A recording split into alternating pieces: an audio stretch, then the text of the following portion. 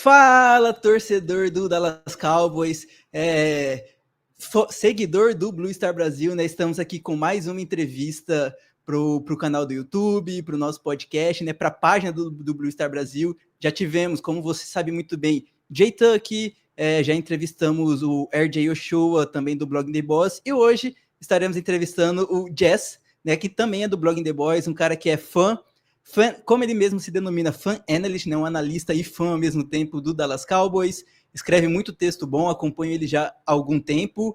E, Jess, thank you so much for participate with us in this interview and talk a little bit with you, about you. Hi, well, thank you very much for having me. Appreciate it. I'm a writer for bloggingtheboys.com.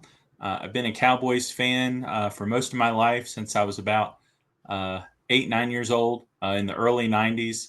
And I've been writing about the Cowboys for, gosh, it's getting probably close to 20 years now. Pretty much as long as there's been a Cowboys online community, I think I've been part of it. So.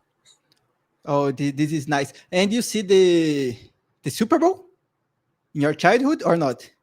Yeah, I did. So actually, that's kind of how I became a fan. My uncle, Nice.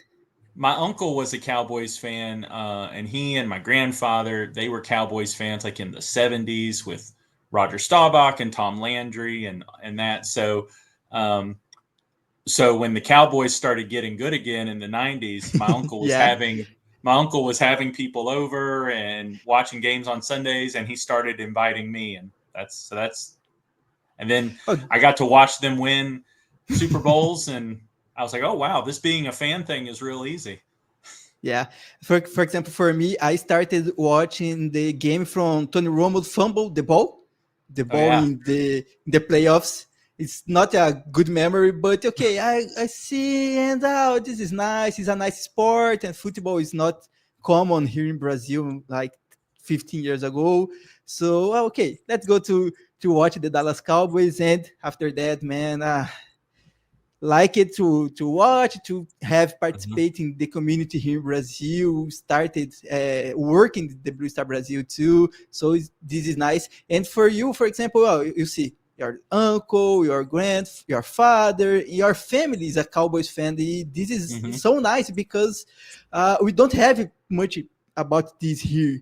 For example, if I have a son someday in some years, I go to put, okay, let's go to watch the Dallas Cowboys too, but it's decades, eras to create this style of in American have about years and years. So this is Yeah. so good. Yeah. No, it's interesting. Like, everyone kind of has different stories, and the Cowboys certainly, of all teams, probably have more fans in different parts of the country, different parts of the world than Yeah. most teams. I live in Virginia. We have no Texas roots, nothing Texas about my family. I've got family from Alabama and then family who's lived here in Virginia for hundreds of years. So it's just that's I think my grandfather just really, really liked Tom Landry, and it just Yeah. started from there. So, Oh, yeah. yeah, this is good. It's a good year, a good time of era, a decade to started to Mm-hmm. watch the Dallas Cowboys. If Landry, all the guys, oh man, good Yeah. team. And okay, let's go to start with the best part about the Dallas Cowboys. So start with the coach changes have. We dismiss Mike McCarthy, have Brian Schottenheimer, a lot of new position coaches. So for you, started. What do you think about the new philosophy of the Brian Schottenheimer in the difference between him and Mike McCarthy, for example? Well, it's going to be interesting because it's not like Brian Schottenheimer is brand new. He's been with the team for a couple of Yeah, years as an offensive coordinator and a consultant. So it could be that he is going to continue some things that Mike McCarthy was doing for continuity's sake.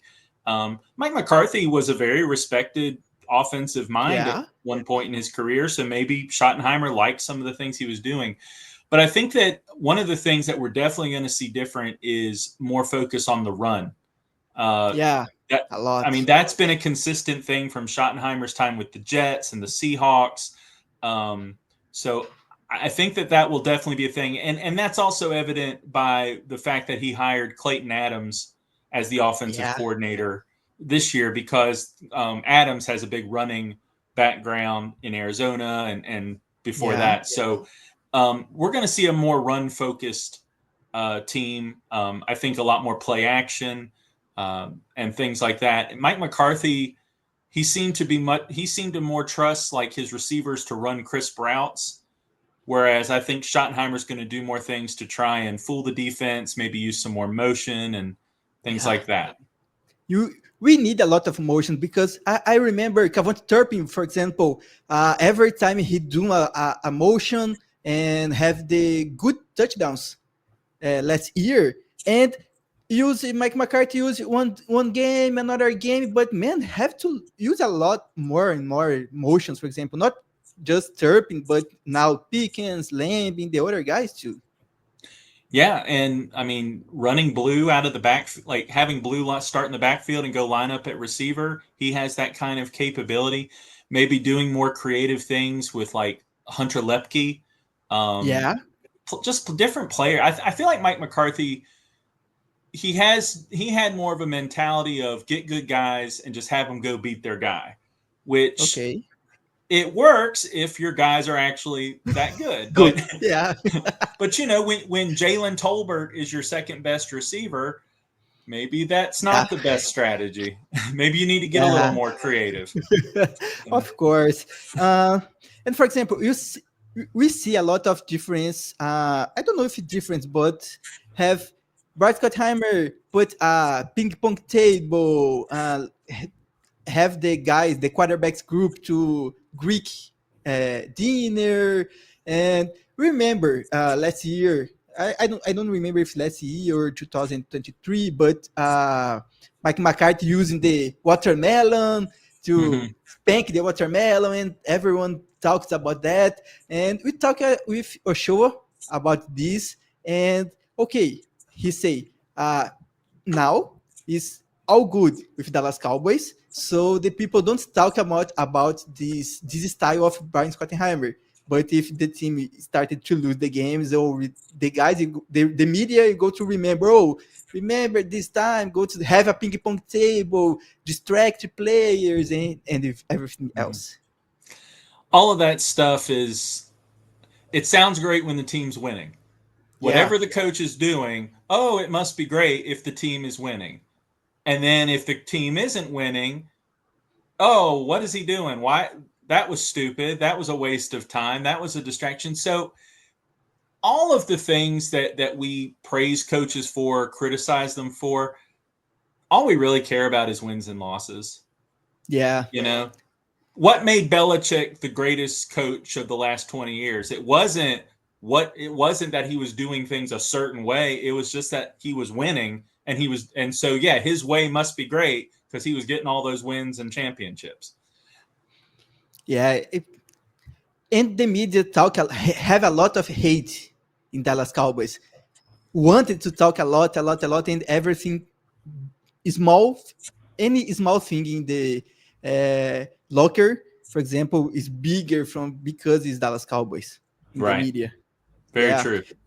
Yeah, and man, for example, last month we talked here in the Blue Star Brasil, have a podcast talking about the difference from Matt Eberflus and all the team coaches in position in defense, and Clayton Adams and all the guys in offense. So you have in one side experience with Eberflus and Bergonzi and the other guys, and in offense is much more new. Clayton Adams is the first time. I don't know. I believe he don't call the plays, but it's the first year with offensive coordinator. Or Conor Riley is the first time in NFL. The Conor Riley, the Junior Adams too, from the Oregon. Right. Don't have too much background from NFL, just in college. And What you see about this duality of offense and defense? I think that all of the changes they have good potential to be positive changes. Yeah. Honestly, the biggest risk I think they're running is Schottenheimer as the head coach, as far as someone new doing something they haven't done before. But Clayton Adams had already flashed some really good potential with the effect he had on the Cardinals. And I mean, we know Matt Eberflus is getting back to the job he does well. Doesn't seem like head coaching maybe was for him, but he was one of the top 3 defensive coordinators in the game when he was doing that job. And he's not far removed from that. So I really respected Mike Zimmer. I thought he did an okay job last year, but Mike Zimmer's been around a long time. So Eberflus, I think, dinosaur in NFL. Yeah. I mean, Eberflus, I think, is the right mix of experience, but also still young, and I think in touch with the modern game. I think his style is going to be good for the team. And if you're going to have new stuff, it's better when it's on offense because that can help throw off the opposing defense. So I think some new philosophies and wrinkles on offense is going to be good for this team because it's a lot of the same players with Dak, with CD, some of those key players that are still around. So throwing some new things at defenses will be good. Yeah, and I put the story of Eberflus, for example. Okay, he don't do a good job with Agassi in head coach, but he changed the defense from Bears, the defense from Indianapolis Colts too, and of course here a best LB guru, a linebacker guru, have a lot of good work here in Dallas Cowboys in Sean Lee, Rolando McClain. So I hope have the possibility to have a not biggest, but have a better linebacker group because okay, you have Kenneth Murray, for example, Damon Clark, and a lot of guys who have some don't don't see a lot of good guys here in linebacker group, for example. And I hope Eberflus is going to do a good job with the guys. For example, I don't know if you I agree. I totally agree with you. It's really important that he have a good effect on our linebackers because we're kind of hurting there right now, at least until Overshown gets back. Hopefully he comes back this year. But I'm really excited about him getting Maris Leofau in his second year and working with him. I agree. I don't think I think Jack Sanborn and Kenneth Murray are going to be fine. I don't know that either of them are going to be stars, but I think they're going to be fine. I think they're going to be quality players. I'm glad that Sanborn has experience with him from the Bears, so he can kind of help the rest of the team migrate over. The guy that I think Eberflus could be really good for is Damone Clark. I hope so. Like Damone Clark, I feel bad for him because it was like he never should have been a starter. He wasn't supposed to be a starter in his second season, but he was because of injuries. But he did get a lot of playing experience from that. So and then last year, I just don't think he was a good fit with Zimmer and what they were trying to do. So I think that Eberflus is going to give Clark the best chance he has in his fourth season to make it or break it. Yeah, and I believe it's not close the group of linebackers. Of course, I believe Kenneth Murray is the mic, and Overshow is out, of course. But I believe Marsh Leofau will be the weak, the real linebacker. But it's open the positions. I believe it's not closed. Oh, this is the titular and the reserve. No, all the guys have the possibility to take the starter job, for example. Yeah, I agree. I think, And honestly, that's in keeping with the modern NFL in general. The linebacker position is just becoming more and more the Dynamic. old days of Sam, Mike, and Will, like that. We don't It's see over. that so Yeah. much anymore. I mean, especially, I mean, the Sam is almost non-existent now because of, you know, most of the time you're playing your nickel scheme. You've only got two Yeah. linebackers on the field anyway. And with Cowboys, you know, we had a time where we only had one linebacker on the field, and we had a third safety playing Yeah. linebacker. So you're just seeing a lot more variation in that way. But but you do need those players to step up, especially against the run. And so Yeah. hopefully he has a good effect on them. And the run is a problem from years and years in defense from Cowboys. Oh, Dan Quinn, Mike Zimmer, all the guys don't fix the run. I don't know what happens, man. I don't know. I don't have any clue what happens in the run defense with It Cowboys. starts up front. Yeah. It, And it, you it, and today you have the notice about the Mazzy Smith is more lightweight, have more less pounds. So man, he they want tech bigger one, a bigger DT. yeah, I'm surprised that they're going that way with him. I mean, maybe they feel like he's proven that he's not going to play well as a true nose. Like that's just not the right role for Yeah, him. So they're trying to give him a chance to at least be a player. But unfortunately, you've already got your athletic three tech, and you just paid him a lot of money with Odidi yeah, Zua. So and then you drafted, you already signed his backup with Solomon Thomas.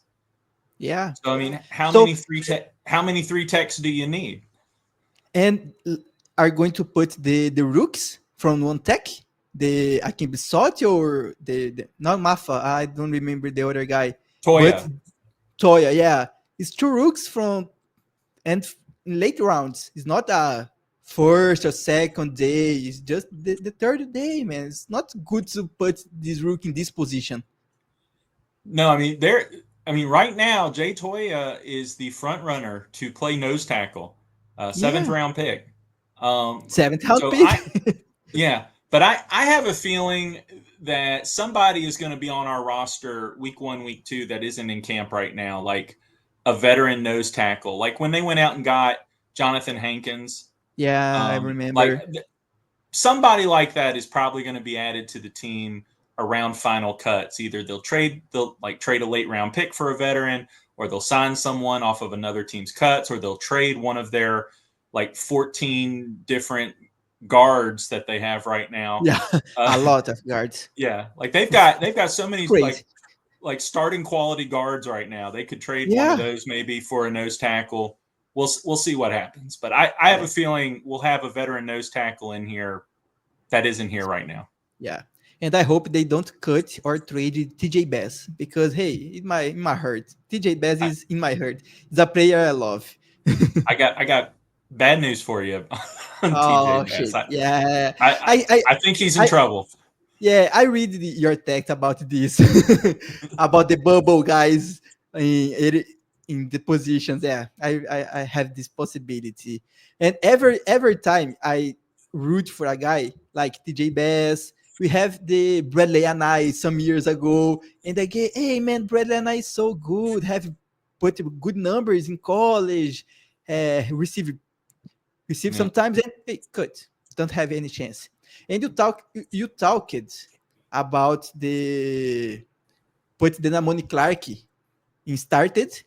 And I remember Kelly Carson last year, a fifth round pick, put in the fire in the secondary because don't have guys to be the starter. Trevon Diggs is injured, Darren Bland have the injury, and hey, okay, let's go to the rookie and fifth round pick and be don't be too good because man, don't have experience to be a starter. Yeah, I mean, we've because of all the injury issues the last few years, we've asked a lot of young players. Now, sometimes, you know, Deron Bland was a 6th round pick, and Yeah, now he's an All Pro. I mean, you know, sometimes it works out fine when you have to do that, but most of the time it doesn't, and that's why these guys did go in the 4th, 5th, 6th 7th rounds. You find out why really fast when you start asking them to do a lot early. But it's the problem the Cowboys have had lately is that they just had too many injuries. Like it's not just this one guy over here and this one guy over here. It's like half the offensive line is hurt, and 3 cornerbacks are hurt all at the same time. That's been the problem lately.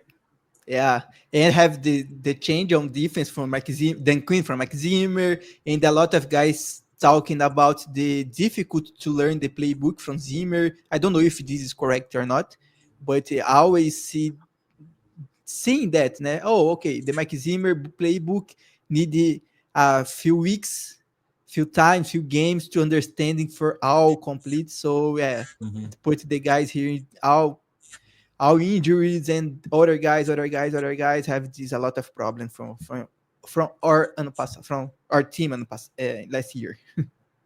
Yeah, Zimmer said that last year, that one of his regrets was that he held back on installing more of his stuff early, that he kept using more of Quinn's stuff for continuity, and he wished he hadn't. Yeah. I don't know how different Quinn and Zimmer's defenses really were that much. I feel like a lot of players pretty much did the same thing they always do in those schemes. I think the move from Zimmer to Eberflus is a bigger shift in terms of scheme and player utilization, especially like in the secondary. That's going to be a bigger difference than going from Quinn to Zimmer. Yeah, and I see the Eberflus don't do a lot of blitz. For example, just put 4 guys and okay, let's go with these guys and put the rest of the defense in the backfield, for example. And you don't see a lot. Okay, I don't know if he's, because I remember Donovan Wilson is a good blitz player, for example. Last year with Dan Quinn, with Mike Zimmer, okay, have a lot of sacks. And okay, don't put Donovan Wilson in this style because sometimes, okay, in coverage, he fails a lot.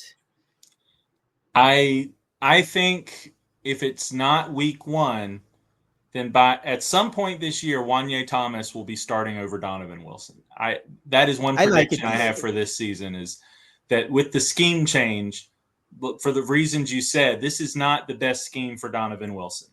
Yeah, I'm actually surprised he's still here, to be honest. I figured he'd be a cap casualty, especially once they brought in Eberflus and we're going to the double high safety scheme. It just felt like, okay, now it's not even just about the money. He's not even going to be as good a player here now as he was before. I'm really surprised he's still here, but I guess they figure they can get the money later or now. I guess they're going to give him a chance, but Wanye Thomas is probably a better fit for this defense. Yeah. Nice. Interesting. Oh, so we are talking about the players and off season. So for you, I believe George Pickens is the most impactful for the Cowboys roster. The acquisitions, yeah, of course. Yeah, I think that's a pretty safe bet. We don't have a lot of acquisitions from other teams that have a lot of trades. Okay, Kenneth Murray, Carrie Elam, I believe be the starter in outside corner, but Joy Milton, okay, but again, this is another year from the Dallas Cowboys don't put a bag in players in free agents. And what to talk about this? Yeah, I mean, definitely. I mean, George Pickens' move is like on just a whole nother level from any other move they made this year. Nothing even close. Probably the move that is going to have the biggest impact on the team after the Pickens deal is Joe Milton. I mean, if we think about if Dak Prescott gets hurt, which there's a decent chance that's going to happen based on the last few years, Joe Milton is your starting quarterback. Probably. And they have the possibility to win good games and a lot of games. If Dak is injured, for example. Right. So, I mean, as far as by the end of this year, which moves are we going to look back on and say that was the most important move? If Dak Prescott gets hurt, Joe Milton is absolutely the second most important move after Nice. Pickens. On defense, I think getting Dante Fowler back is an underrated move. Yeah, He had a really good year for Washington. And so I I think getting agree. him back, he's now a veteran leader. Like he replaces DeMarcus Lawrence in that role too. But I think he's still going to be a very impactful player on the field. I think a lot of people have gotten a little distracted by drafting Donovan Azaraku. Like Wow. he's getting more attention right now. But that Yeah, Fowler pick, I mean, they gave Fowler almost a fully guaranteed contract. Like he's not a camp body. He's here to yeah. play, and he's probably going to have a pretty big role. But I don't know if you agree with me, but okay, we have Parsons, Fowler, Izuaku, Sam Williams, Kineland, Peyton Turner. Is a lot of guys. Oh yeah, I mean, somebody is probably one of those six will not be on the team. Yeah, The guys you mentioned, either Sam Williams, they just finally say, yeah, sorry, buddy, too little, too late, or Peyton Turner is kind of he's an experiment. He's yeah, he was a first round flame out with the Saints, so if a lot of times you get those guys, and you find out why the other team didn't want them anymore. So yeah. probably one of Williams or Turner doesn't make the team. I doubt they keep 6 defensive ends, so it'll probably be one of those two guys.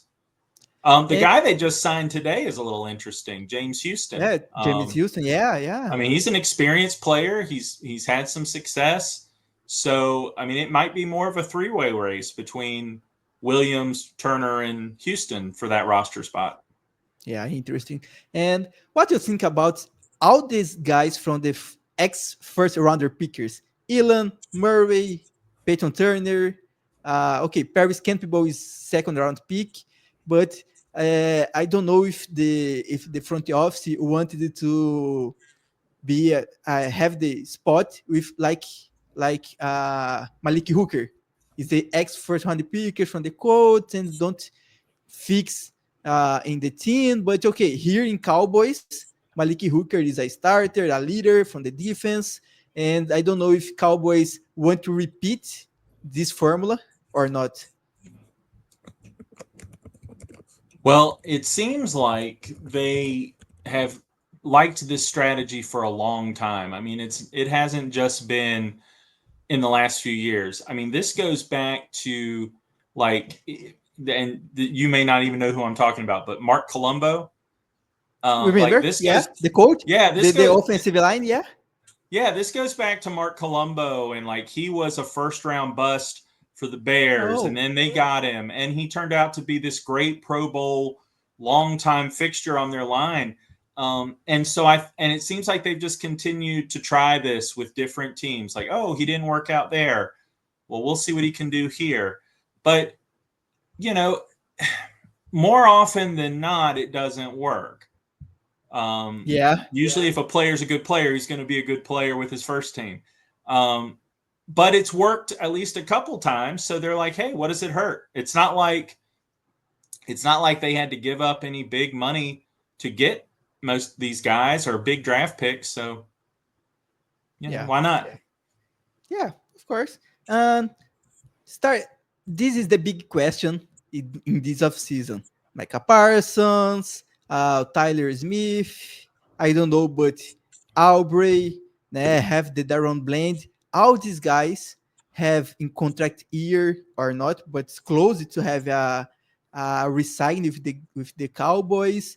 And what do you think about the style of Jerry Jones and front office in working in this?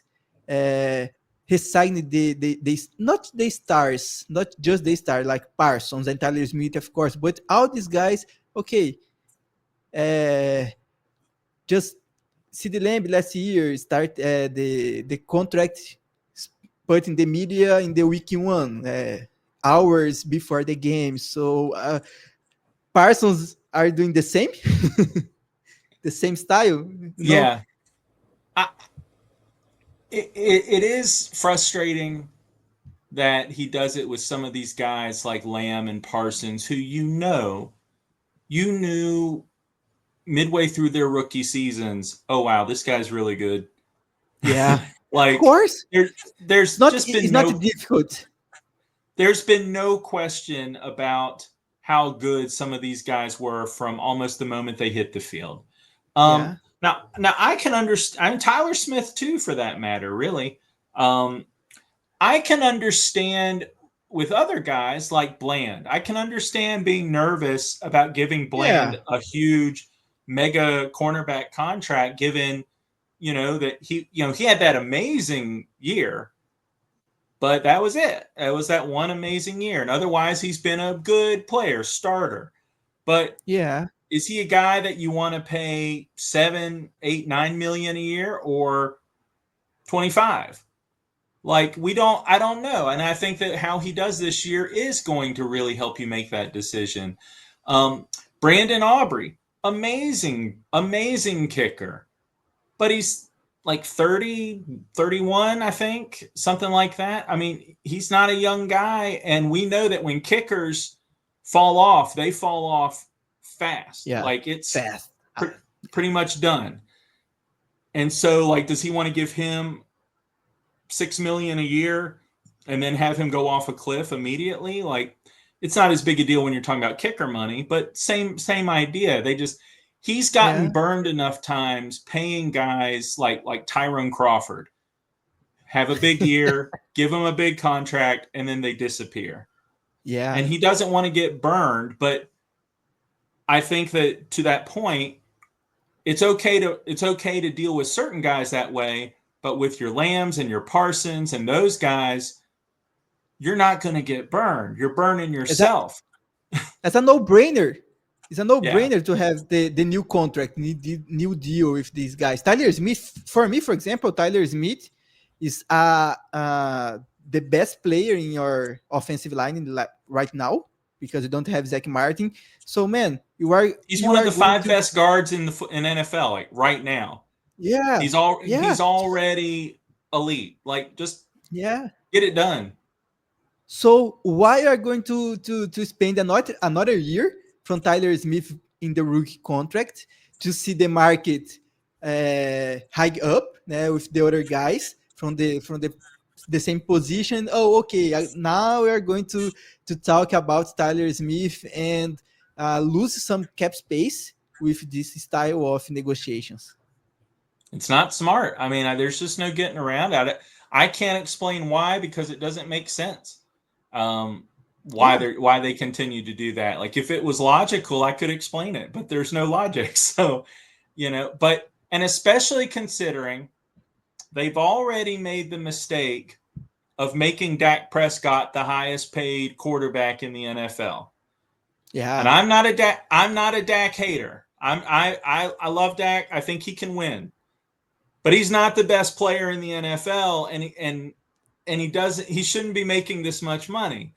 So you've already done that. But so now you have to be even smarter with how you handle the rest of your contracts to make up for the fact that you're overpaying Dak. And they're not doing that. And that's what's so frustrating. Like, all right, you've already messed up big with Dak. Quit perpetuating this problem. And hey, the mess up with Dak Prescott is always fault from the front office, because have 2 years from franchise tag and all things like that. So okay, have the news about the contract between the Dallas Cowboys and the agent from Dak, and the guys say, okay, we are going to take any penny from Dallas Cowboys, and this is all fault from Jerry Jones, man, to pay the Dak Prescott all this amount of money. I mean, Jerry Jones is not a guy who I've been dealing with Jerry Jones now for most of my life. Yeah. He's not a guy that learns from his mistakes. it doesn't seem like, unfortunately, it doesn't seem like his son is any better. They keep making the same mistakes. So yeah. And okay, Jerry Jones is a good general manager in the 90s because don't have salary cap.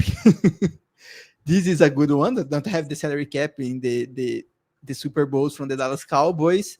And now, okay, don't have a lot of mess with contracts. Have the guy Prazinska. I remember this is the name of the guy who works in contracts with Dallas Cowboys too, having the website, the name. yeah. Sometimes Prazinska, and okay, it's needed to change. And if anyone in this part of the organization for the team. When you're pretty much your entire staff is made up of family and their friends, Yeah. accountability becomes a real problem, and that's what the Cowboys have had, but they've had it a long time. And I don't think Jerry Jones is a bad GM.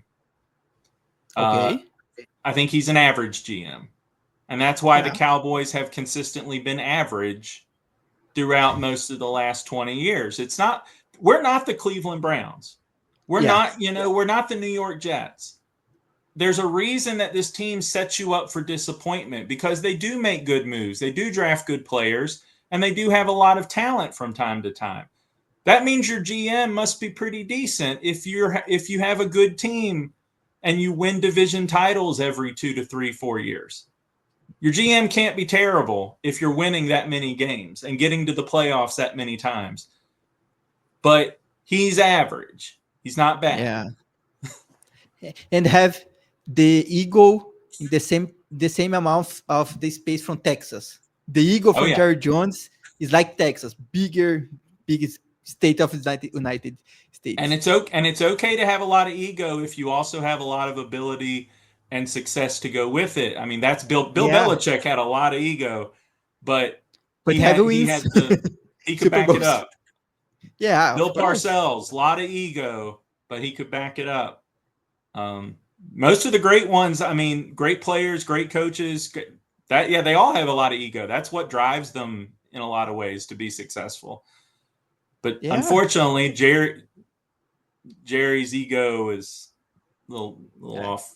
With And the owner, Jerry Jones, is amazing.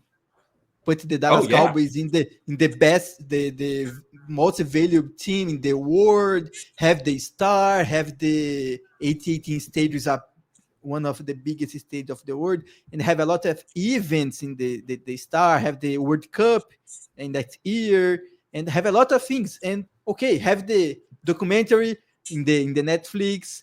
Next month, have the documentary from cheerleaders. So the owner Jerry Jones is amazing, but the absolutely. general manager needed to be fired. Long time ago. Yeah, a long time ago. I I believe the family just needed to write the check, just that, and pay the check from the players. But Mm-hmm. someone more outside the organization to be the GM, to be the CEO, for example. Yeah, And man, let's go to vacations. yeah. You have a lot of Do, money. are you a basketball fan? Yeah, a little. Yeah, So I think of it a lot of times like the Lakers. The yeah, Lakers have had a long time ownership family, with the Bus family. But when they were good, they had a GM, Jerry West, running the team. yeah, They had Rob Pelinka. They've had guys who the family wrote the checks. The family was very visible. They were always, in front of the camera, and that's fine. But let yes, someone else yeah, actually make the big decisions and run the team and the roster and that. But we are cursed with the ghosts of the early 90s and Jimmy Johnson getting all the credit for the yeah, success of those teams. And Jerry Jones wants to prove something that after 30 years you would think you've already proved it in the wrong way. But Yeah, He's gonna I keep. He's understand. gonna keep trying as long as he's on this earth. Yeah, I understand a lot of that. Yeah, yeah. Yeah. So, man, finish this part about the players. Outside Tyler Booker, because this is our first pick, but have any rookie or the sophomore guy who wanted or who think it to be a sophomore splash, for example, or a rookie splash in the team? Um, it's hard to say. Like with the rookie class, um, it's really hard to say. As far as the guy who probably has the most potential to make a big splash is Jaden Blue at running back. Yeah, Because I mean, for one, he just plays a glamour position, and he'll get the ball, he'll get highlight plays. So as far as getting a lot of attention for what he's doing, he has the best chance of probably doing that. I think some of the sophomore players have a really good shot at being significant. We talked earlier about Leah Fow at linebacker. yeah, He might be our best linebacker until Overshown comes back. I mean, if he takes a step forward in year 2, I mean, he has a good chance to be our top linebacker. To like, if there are formations where there's only one linebacker on the field, it might be him. So I think he's got a good chance. I'm also very excited about Marshawn Nealon at defensive end. nice. He was flashing some good things last year. Yeah, He's yeah, he's got a big opportunity to step up and fill DeMarcus Lawrence's role on run defense, do some pass rushing. He wears a great number, that number 94. Like that's yeah. one of those special numbers. Like it's like From the the Dallas 88 Cowboys. on Yeah, defense. yeah, yeah, So yeah, I mean, he's got a good opportunity to get some attention, to do big things, and they need him because he's their only defensive end who's really like a run first type player, like DeMarcus Lawrence was. So they really need him to step up and fill that role. yeah. And what do you think about Tyler Guyton in this new scheme of offensive line from Clayton Adams and Conor Riley? Because we've seen the Arizona Cardinals have a lot of the left tackles and the right tackles have the pulls, go to the second level on the defense. And I hope to, of course, because Tyler Guyton is a massive player, have to matter 6 feet. I don't know the metrics in United States, but have is a big player, a big guy. So if Clayton Adams and Conor Ryder be the correct style from Tyler Guyton, I hope and I believe they be a good splash of difference from the year 1 and year 2. Yeah, I mean, it would be really surprising if Guyton is a total bust. I Yeah, mean, that the Cowboys have not missed with offensive line. offensive linemen for a long time, like early offensive line picks. Now, granted, you can't predict if a player just turns out to be a total knucklehead. I mean, and maybe he is that. And we're the stories have only just begun of why he's the problem. You tend not to hear those things until the player's on their way out the door or is Yeah, gone. But Guyton has good potential. I do think I don't think that the coaching scheme fit could be any worse than it was last year. It can only yeah, get better. yeah. I agree with you. Yeah, And we saw like the clip of Tyron Smith working with him over the summer. That was very encouraging. We yeah, a need more of lot. that. So yeah, I think Guyton's got a good chance to step up. Yeah. So we are talking about all the players and started today the training camping. Have a lot of videos from training camping. You see Mm-hmm. Tyler Booker, Tyler Smith have a good amount of time with Tyler Booker talking and change not change but the style of the offensive line. So you write a lot of tests about bubble guys and okay, this guy be trade or cut, this guy started in the team. So we have, I believe so, you have the fight to the wide receiver number 3 with Talbert, Turpin, in Mingo. Mingo for me is a bad trade the Dallas Cowboys doing, but okay. We have the battle from running backs. Jaden Blue, Maffa, have Miles Sanders and Javonte Williams. I see a lot of Javonte Williams with the starters today. We have a lot of battles in training camp to start the season. Let's go to talk about this part of the year. This is nice year. Yeah, it is always fun. Like you spend a lot of time talking and projecting and thinking about how all these different players are going to fit together. But at the end of the day, what happens starting today is what really matters. Yeah. And, you can look at a guy like Phil Maffa at running back and think, well, between Williams, Blue, Sanders, Lepke, Vaughn. Vaughn, yeah. I mean, like, you would think Maffa's like this throwaway guy, but he has as good a shot of making the roster as just about any of them do. Like, because none of these players have like a real claim to a roster spot. Blue was only a 5th round pick. Williams and Sanders are like, they were pulled off the bargain bin of free agents. Yeah. So there's nobody who's like should have any sense of entitlement about their role on the team. So it is wide open, and I'm really excited. The running back stuff's going to be fun. Those preseason carries are going to be really fun to watch between all those different players.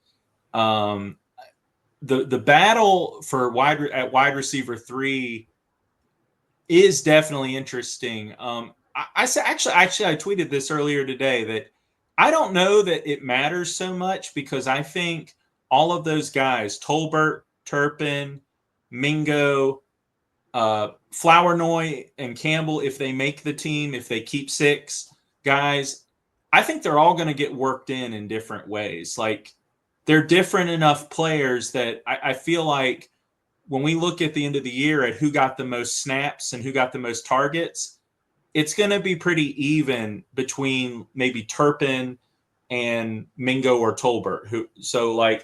I don't know if, I mean, Lamb, Pickens, and then it's just going to be a whole lot of other guys sharing the table scraps of the targets.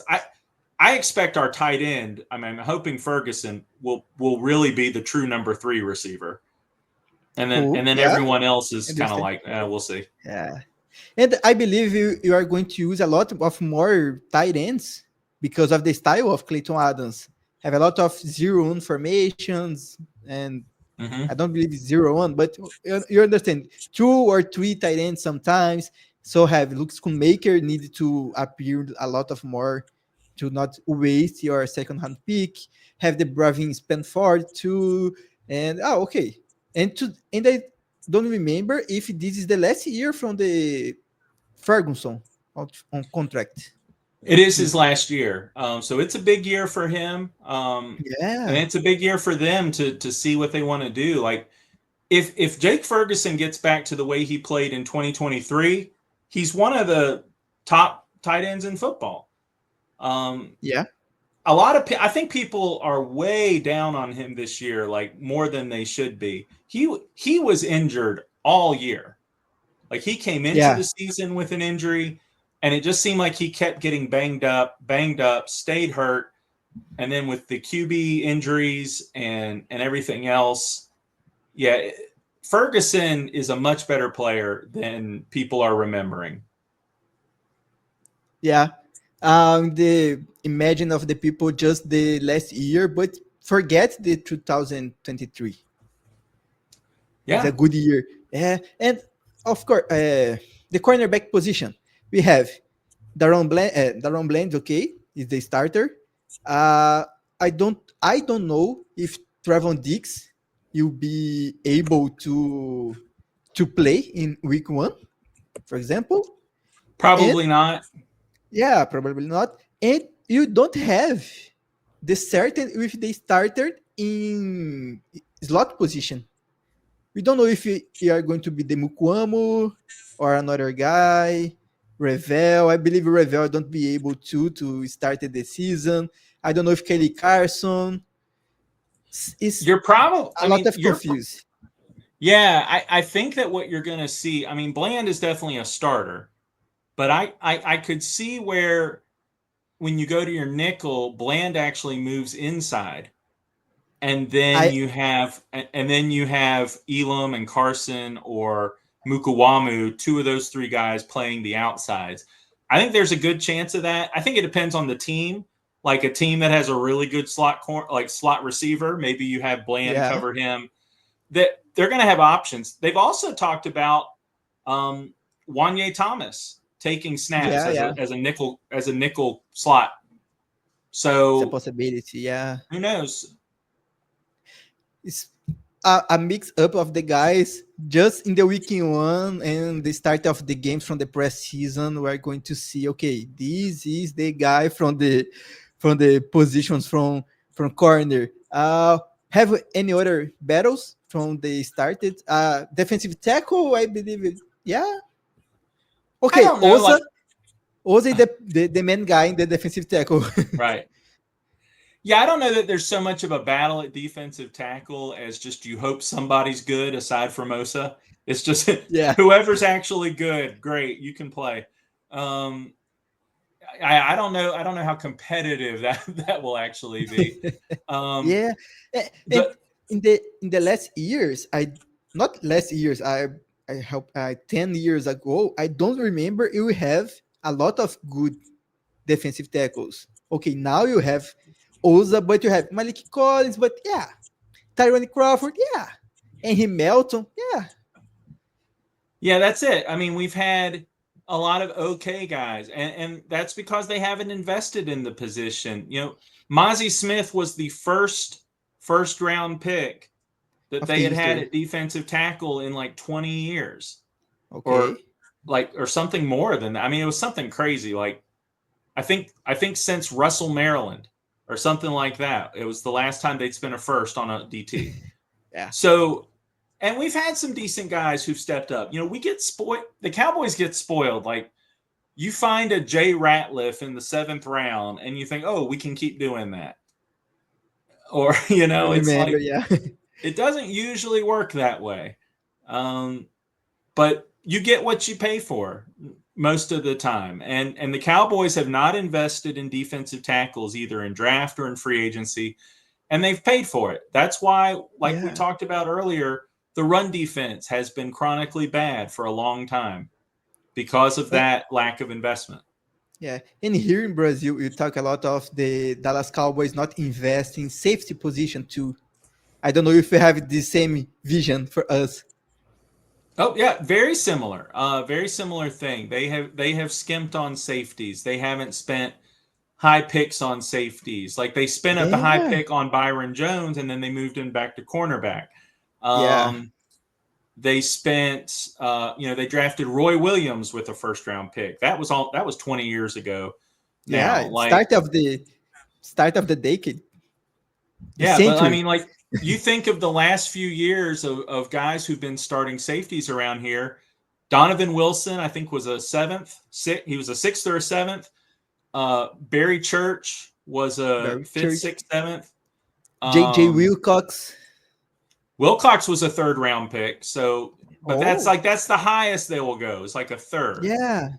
And if they get a free agent, it's a guy like Malik Hooker who wasn't like high priced. I know everybody like safety though is one of those positions that I feel like unless you have a guy who is truly special, like a Derwin James or someone like that, you can, I don't know. I just feel like there's not a lot of in between. You either have guys who are okay or you have superstar. Understand? Yeah. And so I don't know. I guess you hope the superstars fall to you at some point in the draft, and maybe they would consider them.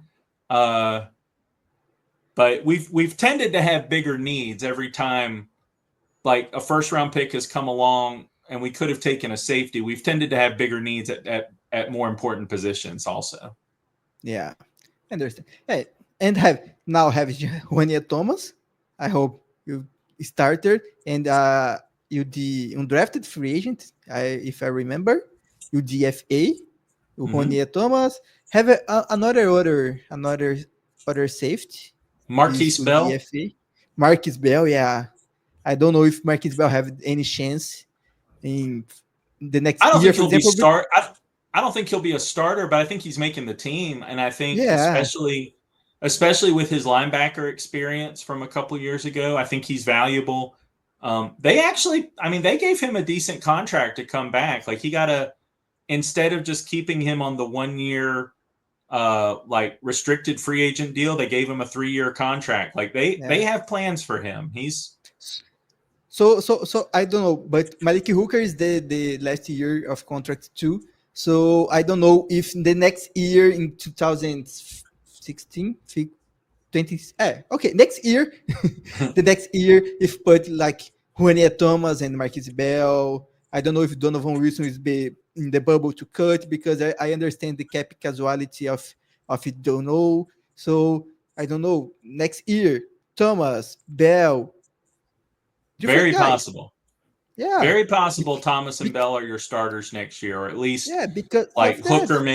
Hooker may come back if he has a good year, and he may have a very good year. You know, he's another guy Yeah, who's played for Eberflus before, back with the Colts. So yeah, I remember. Hooker could have a big year, and then if you go back to like you have Hooker, you have Thomas, you have Bell, kind of like they had when they had Kearse, Wilson, and Hooker, like a good trio of safeties. They could have that going forward. Yeah, there's some possibilities to the future. Sure. So, in the last part of the interview, what your uh, what you expected about the season from the Dallas Cowboys? You are worried about, or you are happy? What your heart from the Dallas Cowboys this season? What's in my heart? Uh, I this time of year, you're always somewhat optimistic. You get excited again, like the camp clips start coming up on Twitter, and you're like, okay, let's go. Every guy is good guy. Deus Vong, oh, have Oh a lot of yeah, good runs. Yeah. oh yeah, for sure. Um, I think that the team will be much better than last year. Last year had a lot more to do with injuries than anything, and also Yeah. I think Mike McCarthy had worn out his welcome. Okay. I think he'd lost the locker room a little bit. Um, I, I think that it was time for a fresh change, and it does seem like at the very least these guys like their head coach and they really want to play for him, and that's exciting to see. It's exciting to see where that could go. You know, in Las Vegas, the over under for the Cowboys wins is 7.5, and I would Over, bet of the course. over. I would bet Yeah. the over on that big time. Yeah. If you're a betting person, I would take that over in a heartbeat. Like this team is going to win at least 9 games, I I think, agree with you. Yeah. Yeah. and I think that they will compete in the division. Um, there's a lot of, I mean, the Eagles are no joke. The Commanders are for real. Um, Yeah. so it's going to be tough. I'm not going to say they're going to win the division, but they'll compete, and they'll Yeah. compete for a wild card spot. And for example, you have in division, you have okay, 2 games with Giants, win. But last year, the Cowboys win the 2 games with versus the Commanders. 1 game with Mm-hmm. Cooper Rush, for example. Yeah, So we have the possibility to win both games too. And okay, absolutely, yeah, 1 game here absolutely. at home with Eagles, and okay, lose in Philly. But the other games, you have a lot of possibilities to win and surpass the line of over and under from the Las Vegas, for example, and what you say, have a spot in the white card. I think that at worst they will be 4-2 in their division games. Yeah, I at agree. worst. At worst, yeah, a lot. I agree a lot with you. Yeah, yeah. Yeah.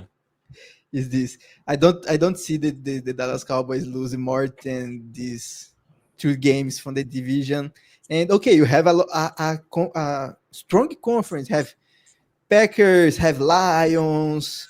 I mean, Uh, I don't think we're going to win the Super Bowl. Like, let me be clear. Like, we're not. yeah, No, it's not. It's not a Super Bowl year. It's not even It's not even like finally getting back to the NFC Championship game year.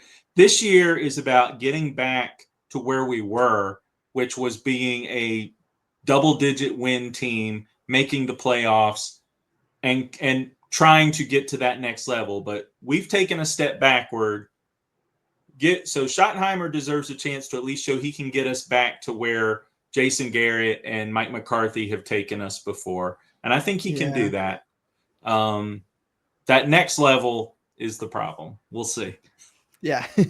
And man, all the fans here in Brazil or in UK, around the world, wanted to see just the conference championship. Yeah, Don't I don't see a conference championship game from the Dallas Cowboys in my all these years to see the Dallas Cowboys, see NFL. So man, yeah, we it's been a needed long this. time. It's been a long Yeah, it's time, been a but long. at the end of the day, like only 4 teams every year make those conference championship games. It is not easy. No, Um, yeah, it's not easy, and I think that we take it for granted, and we feel like, oh well, it's our turn. Like every year, you see that list, and it just keeps getting older and older. How many years since the Cowboys did this, and how yeah, many years since Cowboys did that? And yeah, like this year is the 30th anniversary of yeah. the last Super Bowl. 30. It's a big number. Um, so I have 30 years old, for example. yeah, I born after the Super Bowl championship from the Dallas Cowboys. but it's always fun. Like every season, you enjoy the games. Yeah, You ride the highs. You bury your head during the lows, and it's just there's some teams that have never won a Super Bowl. There's some teams that have never gotten to see their team enjoy the things that I got to enjoy in the 90s. And even when the Cowboys haven't been winning Super Bowls, they're still fun to watch. They're still entertaining. It's a good hobby. yeah. It beats watching the news and politics. It's a lot more entertaining than that. Of So, course. But it's, for example, here in Brazil, we have a lot of soccer, of course, uh-huh. and uh, the the guys in the stadium is different from Brazil and the United States. And here, sometimes we talk it with the guys from the Blue Star Brazil, the fans from Blue Star Brazil and Dallas Cowboys, talk it, hey man, need some organization to to not cry. How I can say that? But hey, let's go to the players, talk it with the players. Oh, you need to win the games. Have a lot of more pressure from the from from the players, Mm-hmm. the, the the fans from the players. But you don't see this happen in United States. It's more, how can I say, a hobby. Okay, you Yeah. like it, the team, you like it, the sport, but it's just that in the final of the day, it's just a sport, not it's life for us, like Oh here in yeah. Brazil with soccer. Yeah. Well, no, I actually had cousins who lived in Ecuador for a few years, and Nice. yeah, they told me about what soccer fans were like Yeah, when the World Cup comes along and things like that. Like, yeah, it's different now. There are some diehard live and breathe your team fans in the United States of different sports and so on. But like I live in the southern part of Virginia, and we don't yeah, really have a pro team here. Like the closest teams to us, the Commanders are like 4 hours away, and the Panthers are like 3 hours away. So people here just kind of pick their team and they enjoy it. but it's not like they're the home team and we go see them every week, and I can still sleep at night. Yeah, reunity with family, doing a lunch, steaks and barbecues, and let's go to see the game. Yo, and it's okay. We win or lose, but sleep at night, we say. Yeah. No. So let's go to finish this interview. Okay. I wanted to thank you so much again. You were the second guy from the blogging the boys. I believe 2 or 3 weeks ago, I have an interview with RJ Ochoa, and man, he's a guy a lot, so cool guy from here from the blogging the boys, and I like it to talk it with other people who write, who have fans, and that have the analysis of Dallas Cowboys, because here in Brazil, the Blue Star Brasil is one of the biggest fan page about the Dallas Cowboys, and you have 15 years of existence. So this year we started talking with guys around the world, of the United States. We talked with Mikey and Paul from UK, from the world's best team. The guys writing the blogging the boys too. So it's so nice. So thank you so much again. Finish with talking to the guys, see the blogging the boys, to see your texts, and man, thank you. Oh, you're welcome, man. It was a lot of fun, and I appreciate you inviting me. Appreciate you carrying the torch for us down in Brazil, and hopefully when the Cowboys win something big again, it'll be a worldwide celebration, and we'll get to enjoy that together. Yeah, but if needed a lot of this. Absolutely. But yeah, as you can see on the screen, and as we've mentioned several times, I write for bloggingtheboys.com. That's where you can find my articles. On social media, you can find me on X it's at Cowboys Addicts, ADDICTS. And if you just search Jess Haynie Cowboys, you'll find my stuff, I'm sure. Yeah. And I'm going to put our name in the in Twitter too, to the guys to follow you, of course. Yeah, hope you do. And I've been pretty quiet this summer. I've been I kind of took this summer off and worked on a lot of other things, but training camp started. I'm back in business, and I'm not, and I'll tell everyone right now, like, I'm not a news guy. Just know that. Like, don't follow me if you want like breaking news. If you want someone to say something sarcastic and funny after the news breaks, that's why you follow me. So yeah, this is too good. Oh, I'm going just to finish in Portuguese to the guys here in Brazil, and finish after that the podcast, okay? Just Very good. Talk in Portuguese a little fast. Galera, então é isso. Acabando a entrevista aqui com Jess Haynie. Como ele disse, siga ele aí nas redes sociais. Só procurar o nome Jess Haynie, como tá aqui embaixo no nome dele. Você vai encontrar no Twitter. Como ele disse mesmo, não é um cara que tá dando breaking news, mas ele vai fazer comentários, analisar o que tá acontecendo ali sobre o Cowboys. Muitas vezes o que a gente faz ali, né, no Blue Star Brasil. Então siga nossas redes sociais, no Instagram, no Twitter, no Spotify, no YouTube, todos com o nome de Blue Star Brasil. Então é isso, a gente vai ficando por aqui, e para finalizar, é claro, Go Cowboys!